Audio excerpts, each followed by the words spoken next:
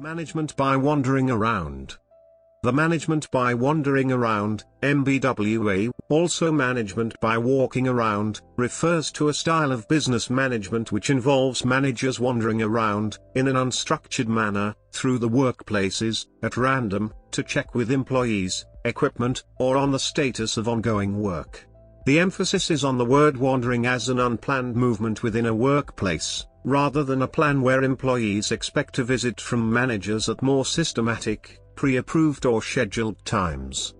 The expected benefit is that a manager, by random sampling of events or employee discussions, is more likely to facilitate improvements to the morale, sense of organizational purpose, productivity and total quality management of the organization, as compared to remaining in a specific office area and waiting for employees, or the delivery of status reports, to arrive there, as events warrant in the workplace.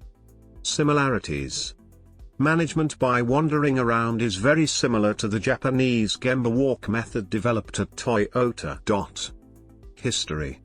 The origin of the term has been traced to executives at the company Hewlett-Packard for management practices in the 1970s. However, the general concept of managers making spontaneous visits to employees in the workplace has been a common practice in some other companies as well.